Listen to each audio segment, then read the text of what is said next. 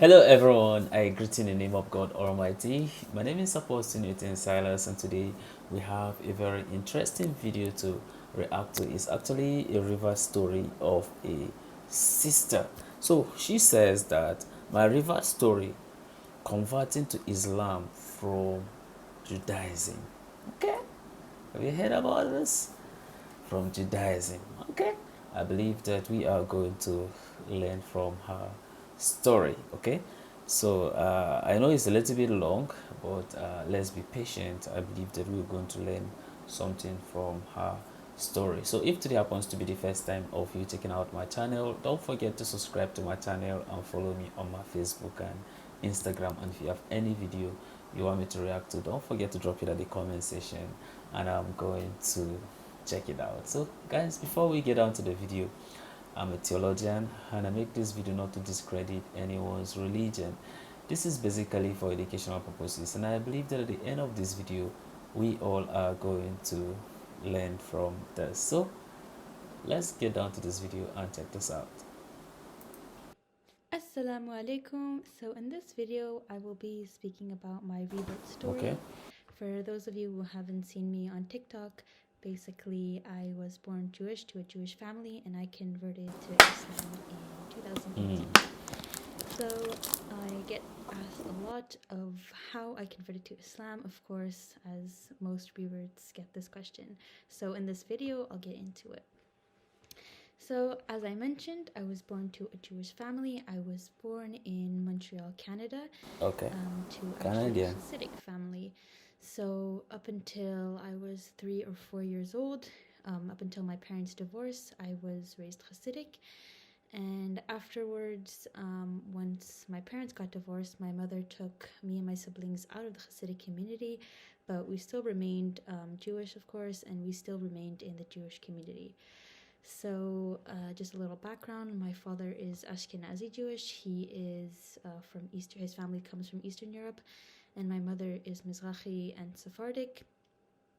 And that means her mother was born in Morocco, and her father was born in Yemen. And my mother was actually born in occupied Palestine, or as Jewish people call it, Israel. So, growing up, I always considered myself Israeli, Jewish, Moroccan, Yemeni, Ashkenazi, all of the above, but definitely was held very close to my Jewish ethnicity. And still today, I do consider myself Jewish ethnically, which people sometimes have difficulty understanding, but I still consider myself as an ethnic Jew who is religiously Muslim. So to start, I guess how it all began, it's definitely a long story. So sorry. So I went to a Jewish school my whole life, obviously up until the end of high school. So at that point, I was super Jewish, believed in God. I always believed in God, but I believed in Judaism specifically. I believed in the Torah. I believed in the teachings of Judaism, because I had a Jewish education and I held really closely to that.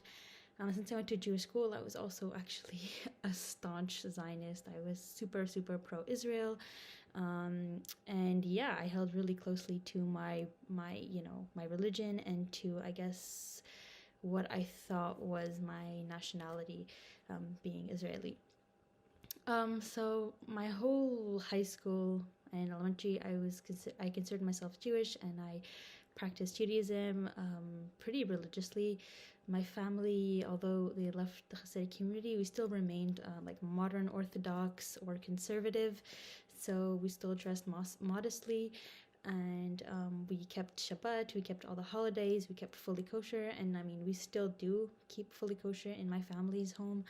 Um, so yeah, it was only until I graduated high school, once I left, the Jewish community, that I started meeting, non-Jewish people, and it all started basically when people would like start asking me questions about Judaism, and I would answer them, and sometimes I'd be met with challenges. They would like challenge me, but this. For example, I had a woman ask me about Shabbat, and I explained to her because the Torah says that we must cease work on the seventh day, because God created the world in 6 days, and the seventh day He rested, And she was like, yeah, but how come you can't use your phone? You can't do this, you can't do that. There are a lot of rules.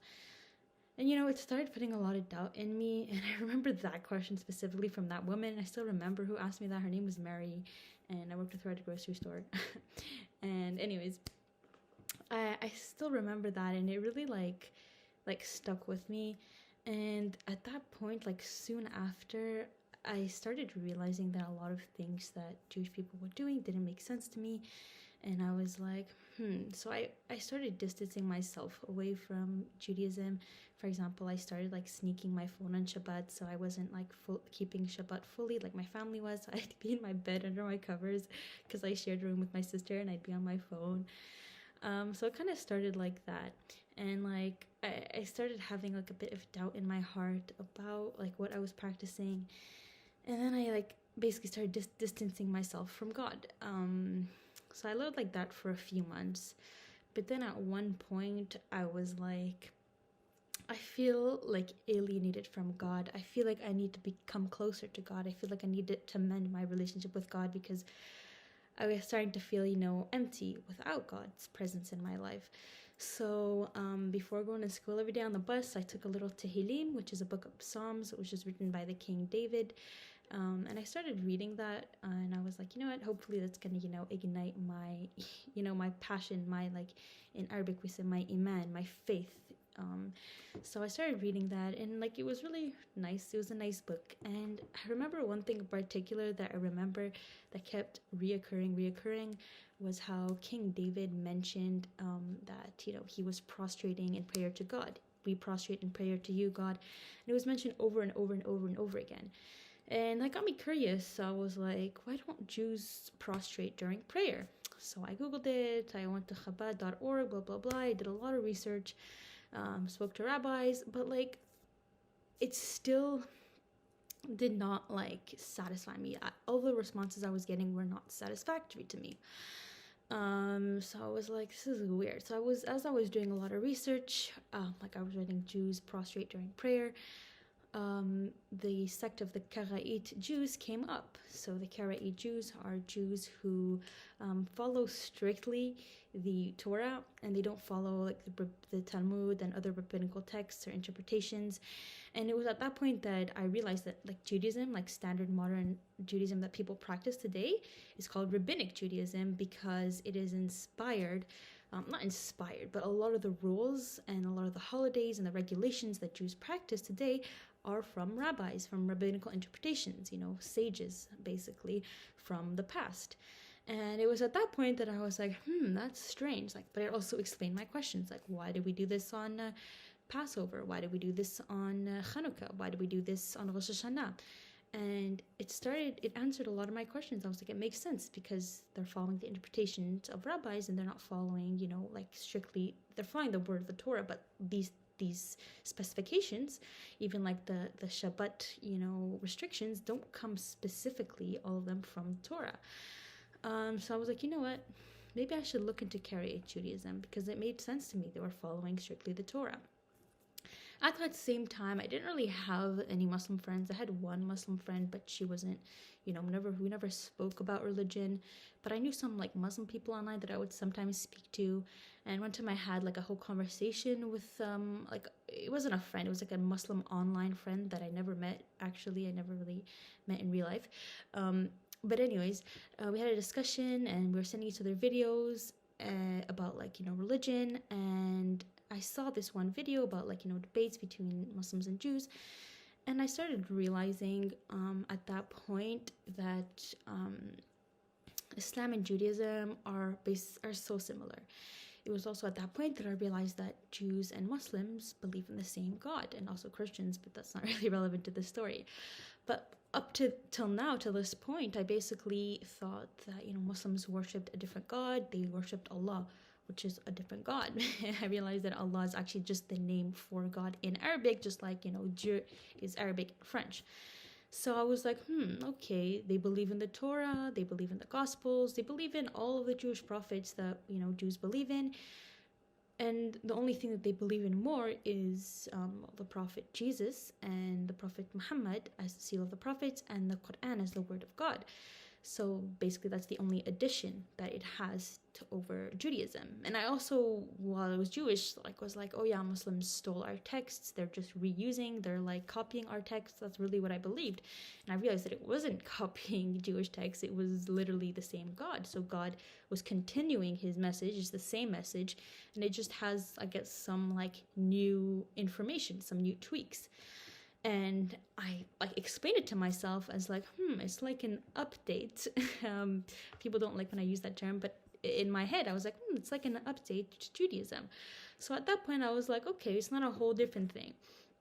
And I decided to actually start looking to Islam. And also when I was thinking about, when I was reading the Tehillim, and I realized that, he was saying, well, we prostrate in prayer to God, I did actually think of Muslims. So I was like, okay, that makes sense why Muslims pray to God. Pray to God, in like the way they do with like prostration, because that's what God wanted. That's what God says. And that's how Jews were praying up until a certain point, until the rabbis came along and said, we don't pray this way anymore. And I also remember, how like Muslims pray without their shoes on, and I was like, that makes sense, because a mosque is a holy ground. When you pray when you speak to God, you're speaking to someone so holy, so you have to respect them and take off your shoes. And I thought of, the time when Moses spoke to God, and in the burning fire, the Snebo el Ba'esh. I'm not sure exactly what it's called in English, but it's like the fire, and God said, please take off your shoes. Take off your shoes to speak to me, to address me. And this was holy ground, so he had to take off his shoes. And I was like, that makes sense. And it was like little things like this. At this point, I still was not like actually considering being Muslim, but it was little things like that. It kept being added into like, I kept realizing that I was like, okay, Islam makes sense. This makes sense. Until one point I was like, you know what, I'll read the Quran. And I started reading the Quran, and the Quran made sense. And I was like, like there's nothing wrong with it. It's perfect. But at that point, I still wasn't like fully, convinced like I'm going to change my religion, because I felt like the thing that was holding me back most was honestly, I felt like I'd be abandoning all of my cultures, all of my traditions, everything that I once believed in would be like completely gone, just because, like I'm changing my religion, and my religion was a fundamental part of me, of who I was. And I had a really hard time, drifting, like separating myself from that, and, accepting Islam. But at some point I realized that actually accepting Islam and being Muslim and practicing Islam would actually make me a better Jew. And I wasn't separating myself from Judaism. It was the same God. I was still being, it was still the same religion as the God of Judaism. So I came to realize that at some point. And it was just over time, like I said, many little things that I learned about Islam that made sense to me, even the modesty, and, how the modesty of like, how Muslims dress, it made sense to me. And I'm like, my whole life, modesty made sense to me because I was raised Jewish, and it just all made sense to me. And I can't exactly remember what was the last drop that made me Muslim, but I do remember when I decided basically to become Muslim. It was Ramadan. It was 2017, and I was like, you know what, I'm gonna do Ramadan just cause, just want to see what it's like, So I was like, I'll do it. And as a Jew, I had fasted for like Yom Kippur, so it was like 25 hours for Yom Kippur. So I'm like, yeah, I can do this, and I was able to do this. And I was like, you know what, I want to fully immerse myself in it, so I'm gonna like pray too. So, subhanAllah, I actually learned to pray like really quickly. And I remember that I think it's in the Quran, or it says that, God made this language easy for you to understand. And I was like, subhanAllah, I was able to learn to pray so quick. And I never had even spoken Arabic. All I knew was like shukran and salam, like honestly. So I started praying, and I remember one time I was in bed, I was like, okay, how do you become Muslim? And it said, you just need to repeat this word. It was the shahada, the sentence. So I sat on my bed, I was like, la ilaha illallah, Muhammad Rasulullah. And I said it, and I'm like, am I Muslim now? Like, I feel the same. So technically, I was Muslim since 2017, but I still at that point wasn't like fully like immersed in Islam. Like my heart wasn't fully there, so I don't necessarily consider myself fully Muslim at that point. And I still had some things to work on, the abstain from certain things that Muslim must abstain from. But yeah, I was still starting to, think about Islam. I went to some Jum'ah prayers. And then it wasn't until later, it was in January, I met this girl online. And actually, it was funny. I was like posting a lot of stuff about Israel, like a lot of pro-Israel stuff. And she like was sent over by one of her other friends who like sent her over to talk to me and be like, why are you like supporting this, that?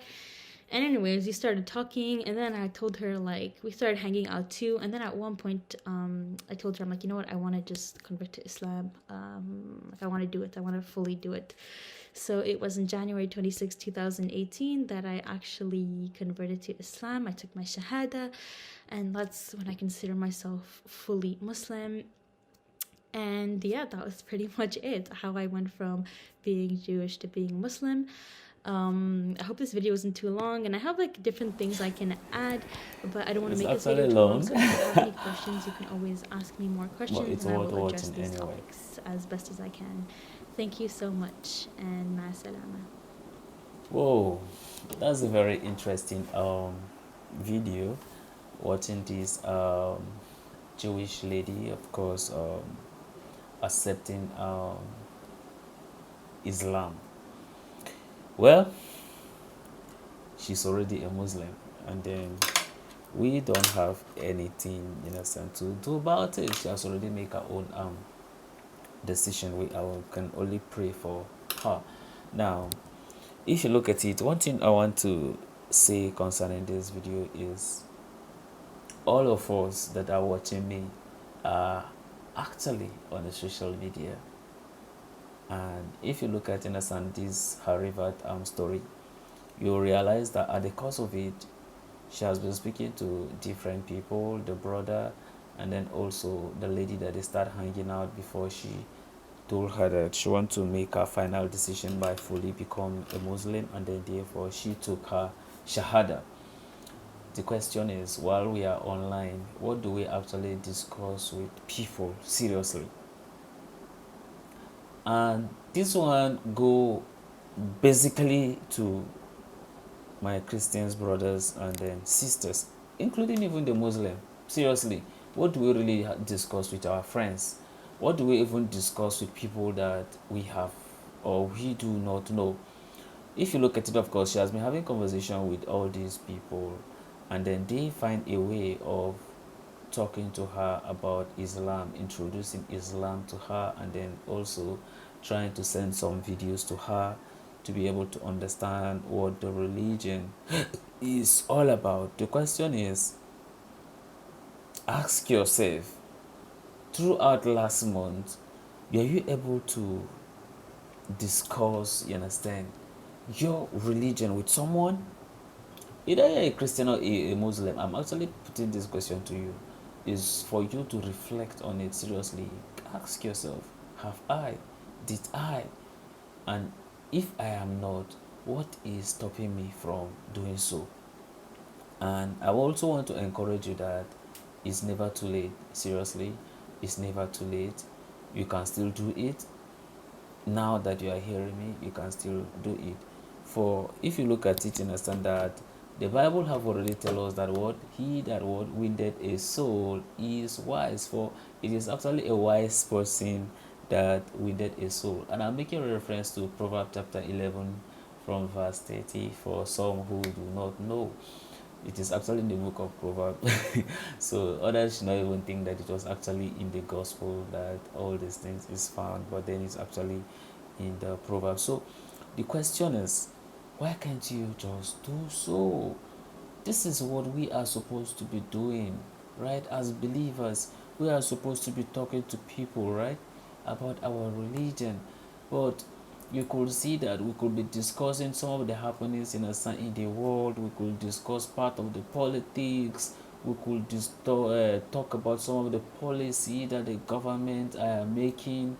We could talk about some kind of entertainment, some of the new songs they just released, or some of the parties that we went on. We enjoyed ourselves, but for real, like, when do you really have a time that you feel that even at the point of doing the party or the place of the party to whether it's right or wrong, but then because I know that some people can actually go there, not that because of they want to go and do anything bad, but then they find it as a medium to be able to speak to other people, right? The question is, are you be able to like kind of speak to people, you understand, about your religion? Seriously, ask yourself.